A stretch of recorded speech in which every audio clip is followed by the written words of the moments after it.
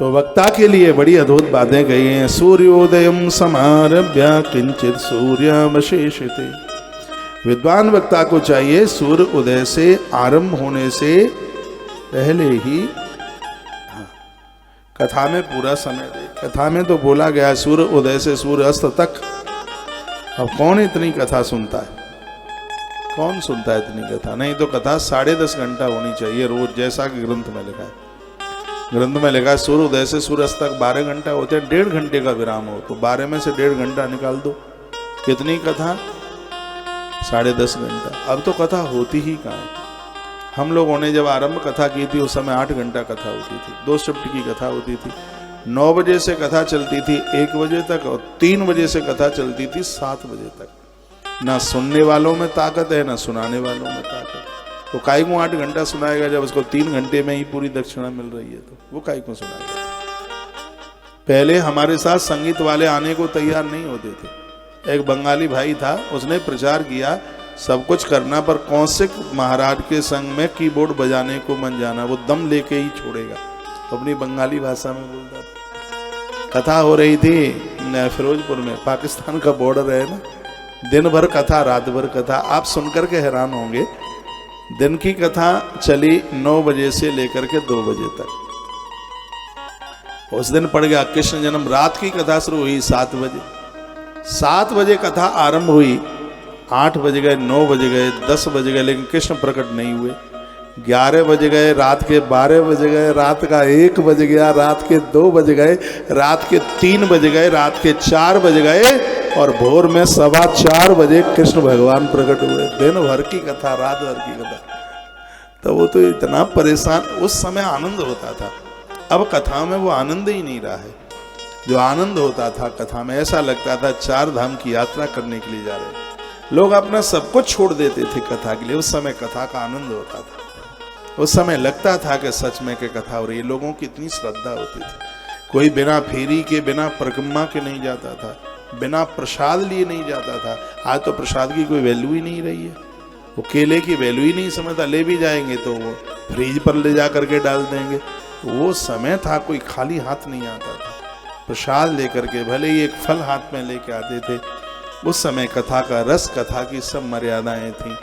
वक्ता लोग भी बड़े विशेष रूप से उन सभी नियमों का पालन करते थे। लेकिन वो सब अब ऐसा ही हो रहा है। आयोजक लोग नाम के लिए कथा कराते हैं, वक्ता लोग धन के लिए कथा करते हैं। जब दोनों के अंदर, एक के अंदर यश की प्रवृत्ति, एक के अंदर लोभ की प्रवृत्ति होगी, तो तू कहे मत मेरी, मैं न कहूँ तेरी, होने दो होरम होरी। बस वैसा ही हो रहा है, ऐसा ही हो रहा है। कथा इतनी सरल हो गई है। अब कीर्तन याद कर लो और तालियां बजवा दो, इन माताओं को नचवा दो, कथा हो गई है पूरी। अब कथा में योग्यता की तो जरूरत रही नहीं है। अब पढ़ाई लिखाई की तो जरूरत रही नहीं है। डायरी बना लो, लिख लो ये पहले दिन की कथा ये है, दूसरे दिन की कथा ये, तीसरे दिन की ये, 7वें दिन की ये, और कथा कहीं 8वें दिन की पड़ जाए तो फिर तो लाइट चली जाएगी। फिर तो बड़ा मुश्किल हो जाएगा, बहुत मुश्किल। बिना पढ़ाई लिखाई के तो फिर ऐसा ही होगा। बहुत संदेश, बड़ा ज्ञान दिया जाएगा। कथा फिर वो यहाँ सुना दो, कल वहीं सुना दो, फिर वो की वो वहीं सुना दो। तो या तो फिर कथा बदलो या फिर वक्ता बदलो, दोनों में से एक तो बदलना ही पड़ेगा। अब सबको फ्री फंड का चाहिए, पढ़ाई करने की जरूरत है नहीं। इतना सरल वक्ता बनना हो गया, इतना सहज हो गया है, इतना सरल हो गया कि पूछो ही मत। अब तो हाल ही वक्ता बन जाते हैं। बस वृंदावन के नाम का स्टंप लग जाए कि वक्ता बन गया। आलोचना नहीं है, ये सही है। श्रोताओं से ज्यादा वक्ता है। धूल डाल दो तो किसी वक्ता ही के ऊपर गिरेगी। इतना वक्ता, इतना। चलो हम तो खुश होते हैं धर्म का प्रचार हो रहा है, लेकिन धर्म के प्रचार में भी कुछ ऊट पटांग न हो जाए। धर्म के प्रचार में भी उस बात का तो ध्यान रखना चाहिए। अथवा स्यात् फलाहारी पयो भुक्तांगता सदा। बताया गया कि फल खा के कथा करे, दूध पी के करे या घी पी करके करे। या स्यान कथा विघ्न तथा कार्यम विचक्षणे। ज़्यादा खा पी के गया, ज़्यादा दाल पी करके गया और पेट खराब हो बीच में से, तो जिसमें कथा में वादा हो तो ऐसा तो कुछ भी बिल्कुल भी न किया जाए। और कहा गया वक्ता को चाहिए कि देवताओं के प्रति किसी भी प्रकार का भेद न करे। देवी भक्ति भी नाम ये पाखंडा हिंस का खला। वो देवी भागवत की कथा कह ही नहीं पाएगा, माँ के प्रति इसकी श्रद्धा नहीं होगी। अरे कथा तो तभी तो होगी जब उसे देवता के प्रति श्रद्धा होगी। अब कोई महादेव की कथा करने को चले, शिव के प्रति श्रद्धा नहीं है तो मुंह में से शब्द ही नहीं निकलेगा। तो ये कुछ वक्ता के लिए बड़ा सुंदर सा चैप्टर कहा गया। कथा में इतनी चीजों का प्रयोग मत करो। क्या क्या, वृतांकंच, कलिंदंच, तैलंच, द्विदलम मधु। कथा के बीच में बैगुन, विशेष रूप से इस कथा में, देवी भागवत की कथा में कलिंदम, कलींदा, तरबूजा कहते हैं हमारे यहाँ यूपी की भाषा में, और जला हुआ अन्न, और कृषि के द्वारा भाव दुष्टम तजेत व्रति। बैगन, कलीना, शहद, जला हुआ भोजन, बासी भोजन, भाव दूषित अन्न को अनुष्ठान में त्याग देना चाहिए। बहुत बड़ा अपराध हो जाएगा, रात की चीज सुबह खिला दी जाएगी। बासा भोजन कथा के बीच में बिल्कुल भी नहीं चलना चाहिए। कथा सुनने वाले व्रती को मांस, मसूर, रजस्वला नारी का स्पर्श ऋतुकाल में, लहसुन, मूली, हींग, प्याज, गाजर, इन सब चीजों का त्याग करें।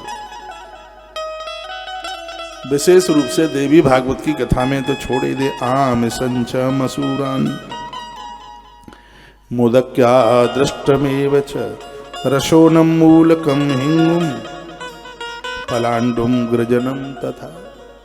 इसमें तो गाजर के लिए भी मना किया गया है। फिर कहा विप्रद्रोही, ब्राह्मण से लड़ने वाला, स्त्री हंता, जिसने स्त्री को मारा, संस्कारहीन, चांडाल, ऐसे लोगों से कथा के बीच में किसी भी प्रकार की वार्तालाप न करें। विप्रधुपति व्रात शापाक यवना अंतजयी उदित्वा वेदवार्य वदिव्य कथा। ऋतुकाल के समय पर कोई भी नारी गुरुजनों से, संत जनों से वार्ता ना करे, ऐसा नियम है। कथा सुनने वाले श्रोता से वो वार्ता ना करे, ऐसा नियम है।